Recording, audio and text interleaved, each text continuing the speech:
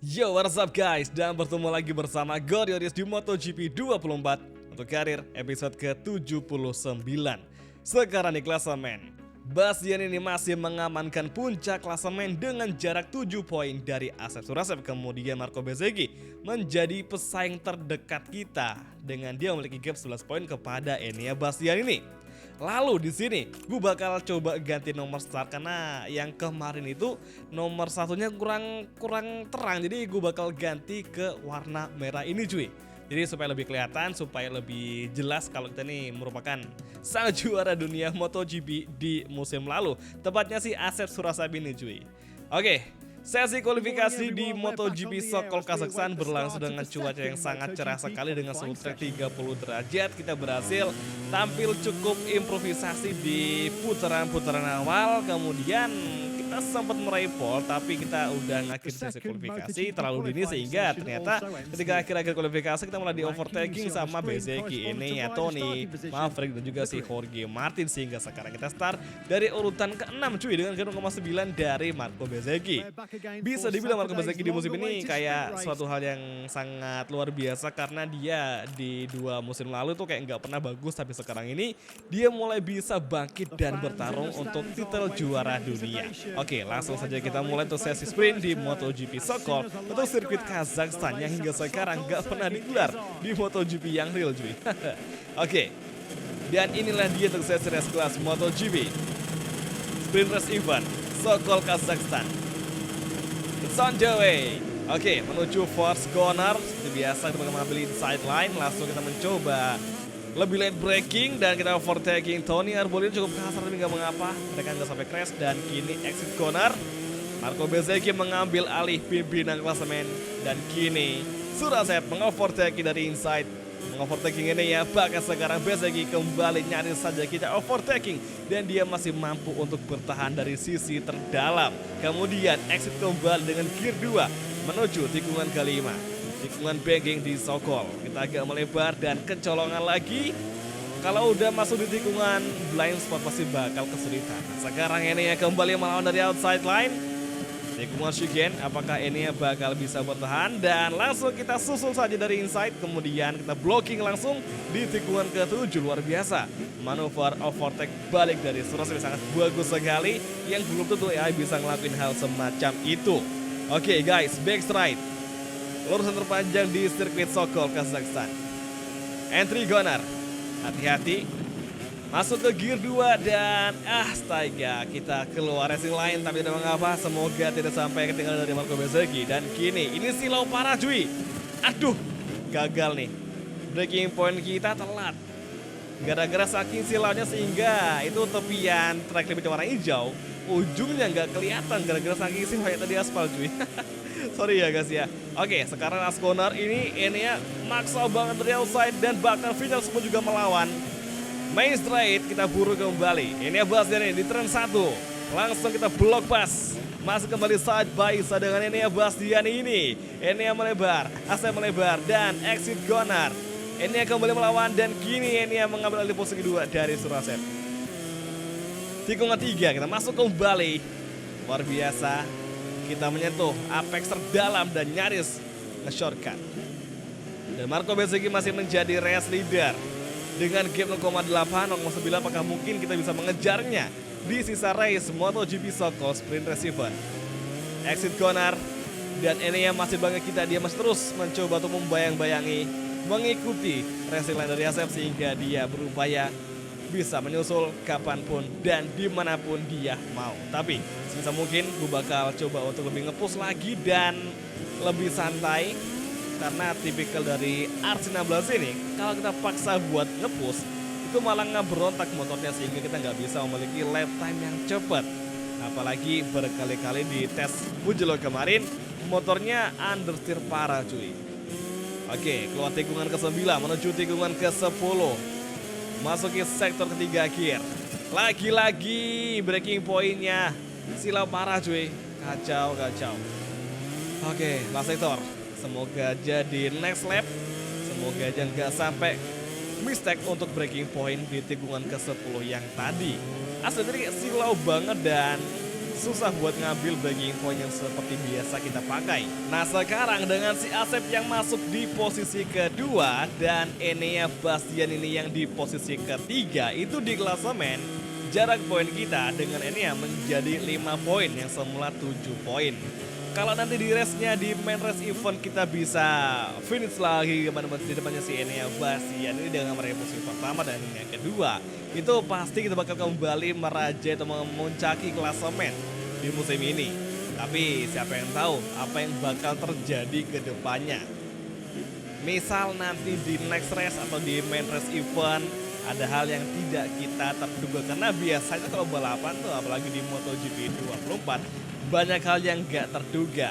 Wow, Marco Bezzecchi melebar, langsung kita overtaking. Nyaris saja kontak dan luar biasanya Marco Bezzecchi masih kembali mampu mendefense serangan dari Asep Surasep.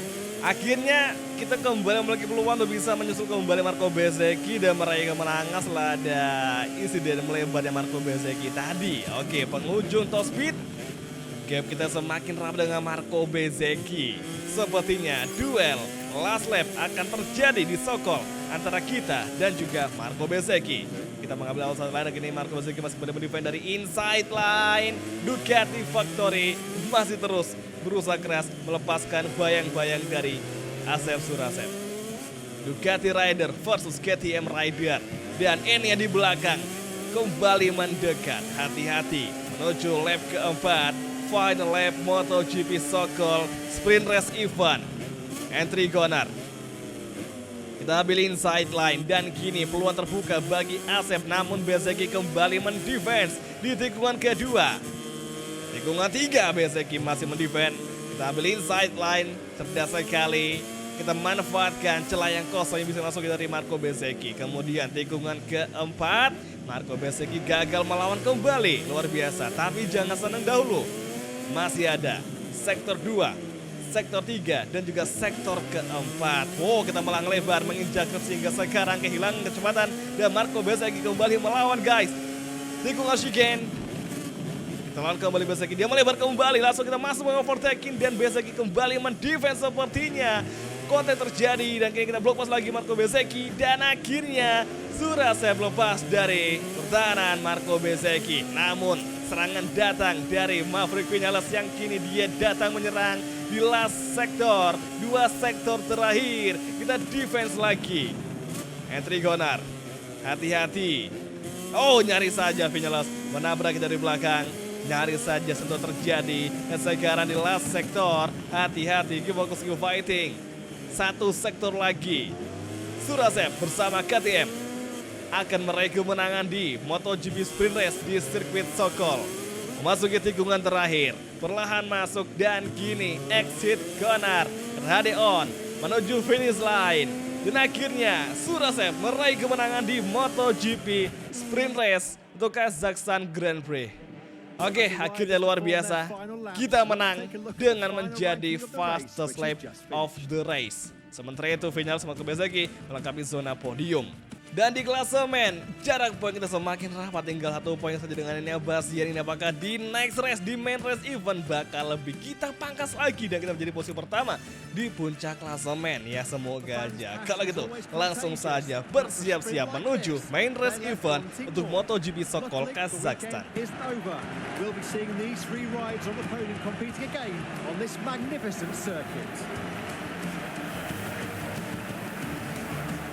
These images are coming to us live from the starting grid where technicians and engineers are carrying out final checks on the bike before the start.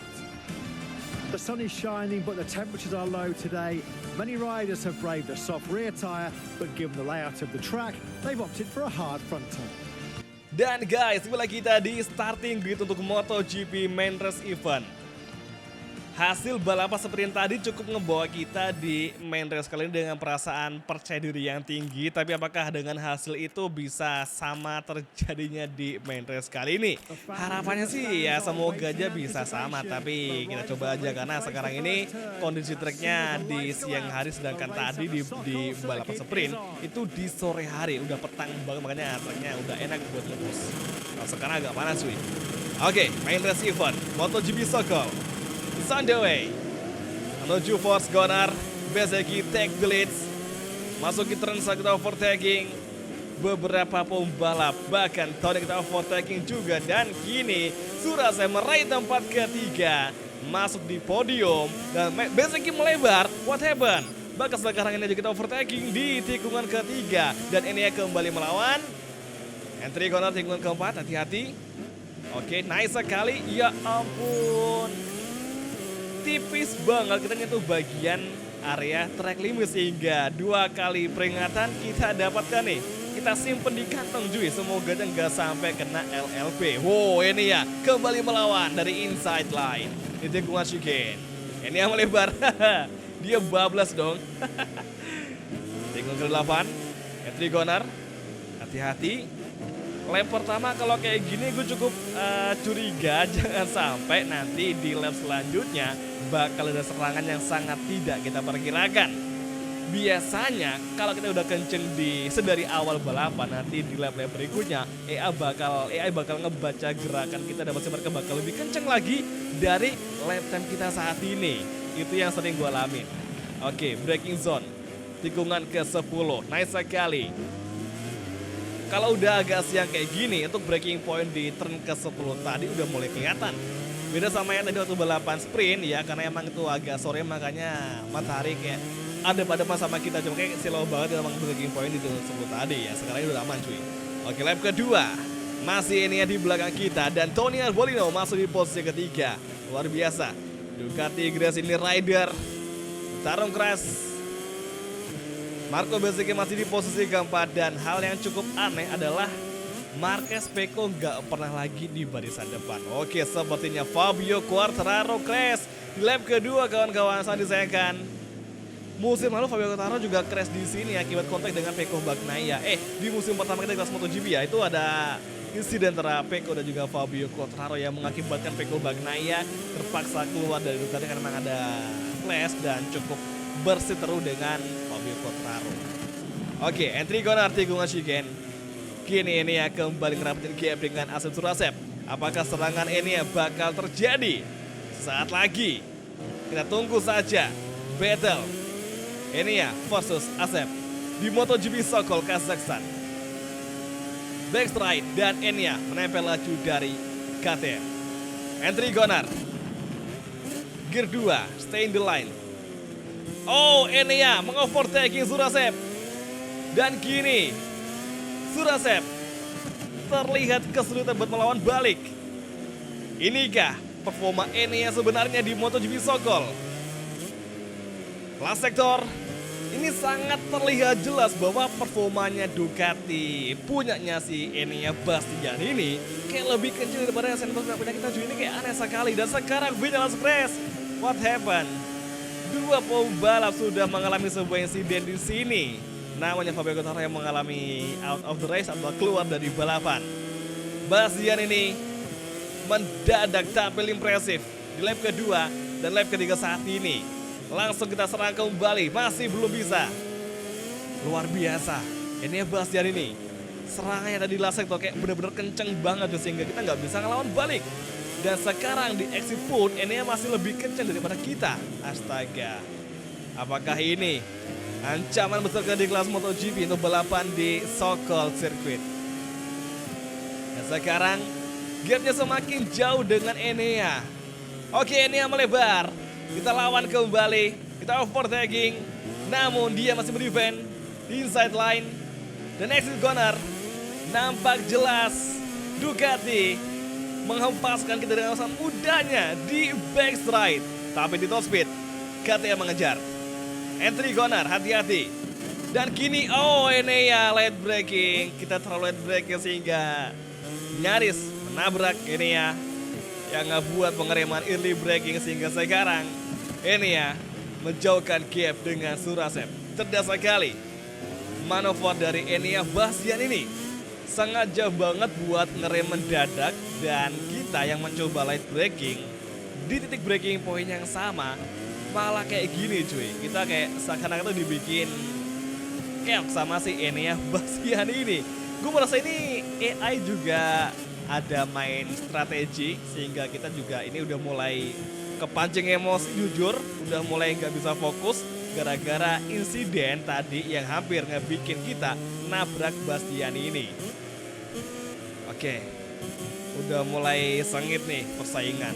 Gak cuma soal kecepatan motor saja, tapi juga permainan pikiran udah mulai terjadi di MotoGP 24. Oke, sekarang tersisa lap ke-5, 6, ke-7. Gap kita sama N-nya udah jauh sekali. Udah di angka 2 detikan dan pasti nanti bakal lebih jauh lagi.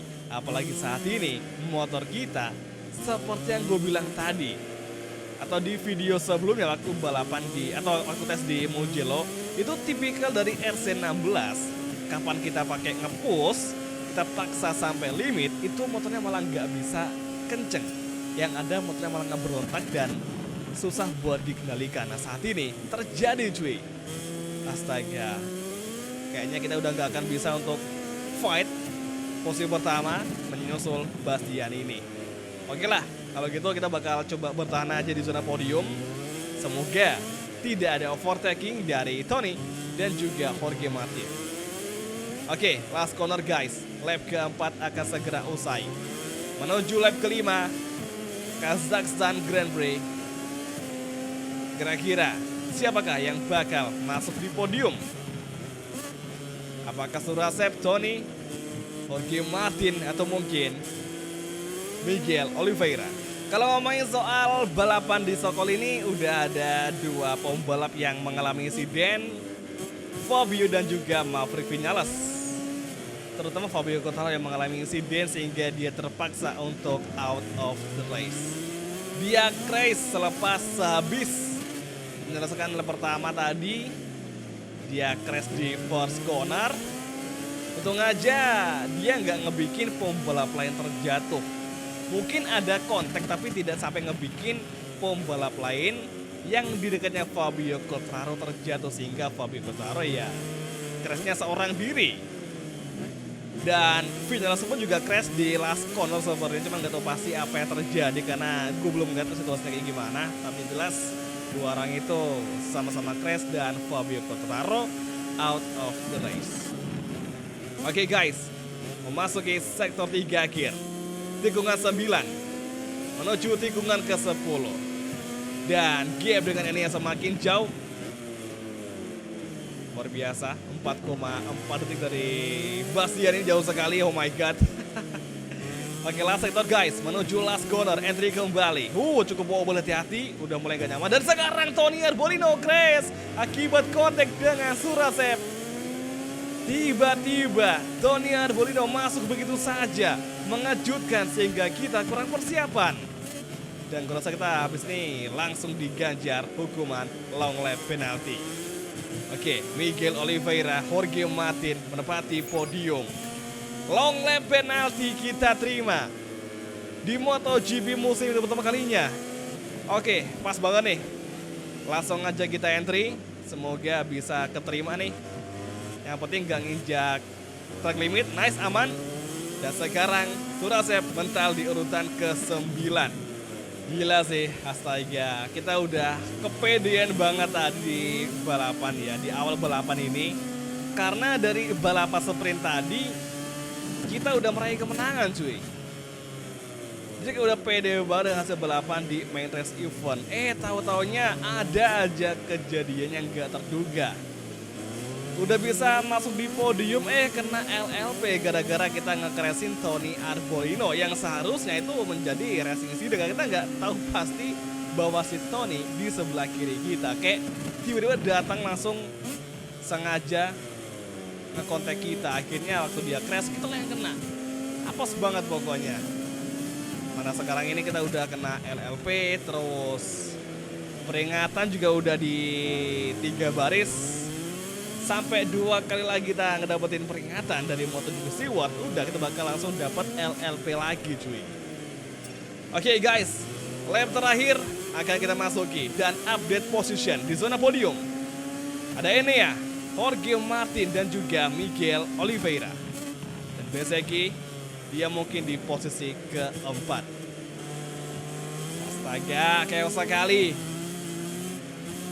kita terlalu memiliki rasa percaya diri dan kepedean banget di hasil balapan sprint tadi. Pas main race event, buahnya kejutan. Ini gue yakin pasti karena pada jengkel banget sama si Asep yang udah fight habis-habisan. Tahu-taunya bikin kesalahan lagi. Tapi mau gimana, namanya juga balapan. Pasti bakal ada aja hal yang gak bisa kita duga akan terjadi. Seperti di episode karir kali ini, yang udah mimpin balapan dari awal balapan, tiba-tiba ada serangan dari Enea, terus kita melempem, race pace-nya kacau, kemudian malah ngebikin insiden dengan Tony, terus LLP, terus ngelebar lagi, dan sekarang kita mental di posisi ke-9. Chaos banget pokoknya. Pokoknya besok di next race semoga aja kita nggak sampai ada mistake lagi. Gue pastiin kita besok bakal meraih kemenangan cuy di next race. Oke, last sector menuju 2 tikungan terakhir. Tikungan ke-11 dan tikungan ke-12 entry corner. Kita mencoba early braking, kemudian exit menuju finish line. Selamat buat Enea, Martin, Miguel yang berhasil meraih podium di MotoGP main race event di sirkuit Sokol ini, dan kita apes banget finish di posisi ke-9, dan Marco Bezzecchi finish di posisi ke-4. Alex Rins luar biasa, dia finish di posisi ke-7. Marquez, Tony, Fabio Quartararo finish di 3 besar dari bawah. Fabio crash, Tony crash, dan mereka berdua sama-sama out of the race. Dan guys, di klasemen, Enea masih menjadi pimpinan klasemen. Namun sekarang gap kita semakin jauh, menjadi 19 poin. Dan ini yang menjadi pesaing paling kita ya, cuma si Marco Bezzecchi, karena dia memiliki 191 poin dan kita 109 poin, yang berarti ya cuma 3 poin aja gap kita dengan Marco Bezzecchi. Makin seru nih. Ya makin jengkel juga dengan hasil balapan kali ini. Ya semoga aja pokoknya ya, gue pasti besok di next race kita akan meraih kemenangan bagaimanapun caranya. Jadi oke semua, terima kasih nonton dan sampai ketemu lagi di video MotoGP Karir untuk episode selanjutnya. Thank you, bye, dan ciao guys, sampai jumpa.